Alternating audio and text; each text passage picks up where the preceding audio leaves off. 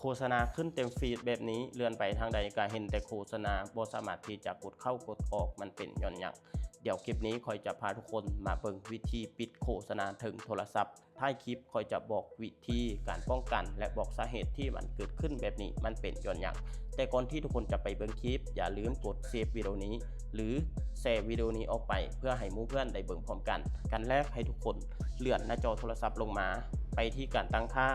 หลังจากนั้นเลื่อนลงไปอีกนะฮะไปที่แอปแล้วก็ไปที่เลือกไปที่แอปเริ่มต้นไปที่แอปหน้าจอหลักให้เฮาเลือกแอปที่เป็นให้เฮาเลือกหน้าจอหลักที่เป็น UI ของโทรศัพท์นั้นๆเนาะก็คือถ้าอันนี้เป็น Samsung ให้ทุกคนไปเลือกที่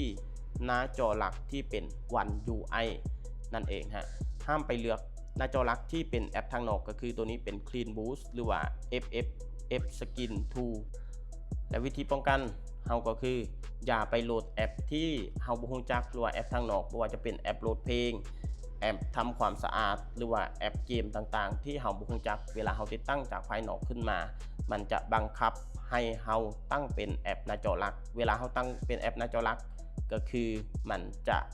มีโฆษณาขึ้นเต็มไปหมดแบบนี้นั่นเองฮะเบิ่งคลิปจบแล้วถ้าเห็นว่าคลิปนี้มีประโยชน์อย่าลืมกดแชร์ออกไปเพื่อให้หมู่เพื่อนได้เบิ่งพร้อมกันที่สำคัญถ้าหมู่เพื่อนคนใดยังบ่ทันได้กดติดตามอย่าลืมกดติดตามช่องคบเฮาเพื่อเป็นกำลังใจในการเฮ็ดคลิปครั้งต่อๆไปด้วยนะฮะ